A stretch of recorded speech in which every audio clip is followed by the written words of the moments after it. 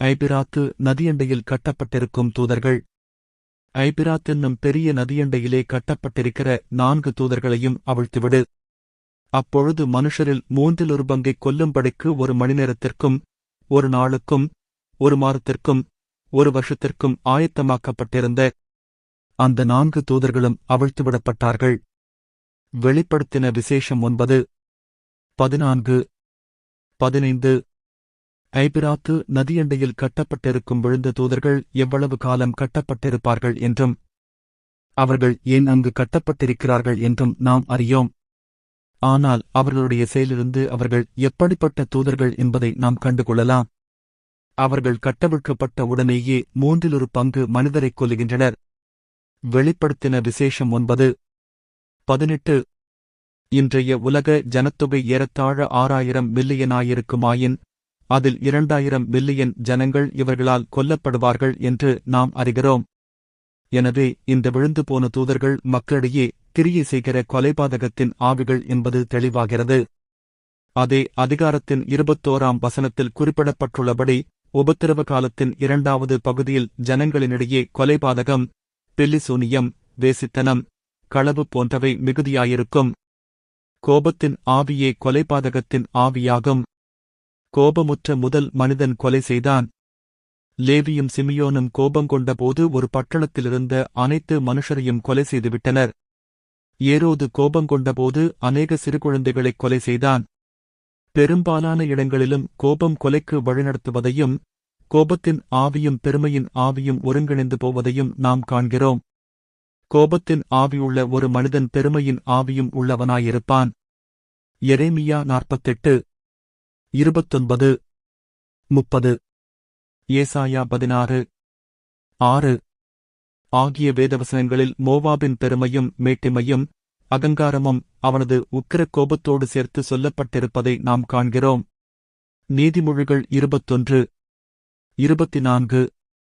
அகந்தையான சினத்தைக் குறித்து நாம் வாசிக்கிறோம். ஊசியா ராஜா மனமேட்டிமையடைந்த போது தன்னைத் திருத்த முயன்ற பிரதான ஆசாரியனிடமும் மற்ற ஆசாரியர்களிடமும் கோபங்கொண்டான் என்று நாம் வாசிக்கிறோம். 2 நாளாகமம் 26, 16, 19. ஆகவே கோபத்தின் மூலம் வெளிப்பட்ட மனமேட்டிமையே ஐபிராத்து நதியண்டையில் கட்டப்பட்டிருந்த இந்த 4 தூதர்களும் விழுந்து போகக் காரணமாயிருந்தது என நாம் நிதானிக்கலாம். மிக மோசமான வகையான கோபம் மறைவான கோபமே ஆகும். அது நீங்கள் உங்கள் இருதயத்தில் கோபத்தை வைத்துக்கொண்டு நீங்கள் யார் மேல் கோபங்கொண்டிருக்கிறீர்களோ அந்நபரைக் காணும்போது புன்முறுவல் புரிவது ஆகும். சிமியோனும் லேவியும் சீகேமுக்கும் அவனுடைய தகப்பனாகிய ஏமோருக்கும் விரோதமாகத் தங்களில் கோபத்தை மறைத்து வைத்திருந்தனர். இது போன்ற கோபத்தைத் தேவனால் சற்றும் சகித்துக் கொள்ள இயலாது. சிமியோனையும் லேவியையும் குறித்து அவர்களுடைய பட்டயங்கள் கொடுமையின் கருவிகள். உக்கிரமான அவர்கள் கோபமும் கொடுமையான அவர்கள் மூர்க்கமும் சபிக்கப்பட கடவது. ஆதியாகமம் 49, 5 முதல் 7. அவர்களுடைய சொந்த தகப்பனாகிய யாக்கோபுதானே கூறினான். சிமியோனுக்கும் லேவிக்கும் அவன் ஒரு ஆசீர்வாதத்தையாகிலும் கொடுக்கவில்லை, மாறாக அவன் சாபங்களையே கூறினான். அருமையான நண்பனே, ஒருவேளை மிக மோசமான கோபம் உன்னில் இருக்கக்கூடும்.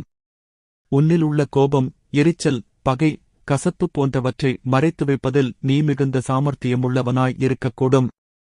புறம்பே நீ அன்புள்ளவன் போல தோற்றமளிக்கலாம், ஆனால் உள்ளே நீ கோபத்தால் நிரம்பியிருக்கக்கூடும்.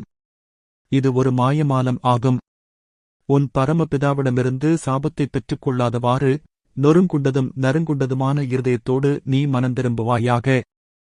மெய்யான மனத்தாழ்மையுள்ள ஒரு நபரில் கோபம், எரிச்சல், பகை, கசப்பு, ஆத்திரம் முதலியவை இரா. இவை எல்லாம் பெருமையினின்று துளிர்த்தெழும் தீய விளைவுகளாகும். பெருமையாகிய கண்ணிக்கு நாம் நீங்களாயிருக்கத் தக்கதாக நமது அருமை ஆண்டவர் தாமே தமது தாழ்மையை ஒவ்வொரு நாளும் நமக்குக் கற்றுத் தருவாராக. முதலில் சிறிதளவு கோபத்திற்கு நாம் இடமளிப்போமாகில் பின்னர் அது பகையாகவும் முடிவில் கொலைபாதகமாகவும் மாறிவிடக்கூடும். இவ்வகையான பெருமைக்கு இவ்வாறு பல நிலைகள் உள்ளன. ஆகவே சிறிதளவு பகையுணர்வோ கொஞ்சம் கசப்போ நமக்குள் வரும்போதே நாம் அவற்றை நம்மிலிருந்து அறவே நீக்கிவிட சிரத்தை எடுப்போமாக. இல்லையேல் நம்மிலுள்ள கிருபையையும் சமாதானத்தையும் முடிவாக நித்திய ஜீவனையுமே அது கொன்றுவிடும்.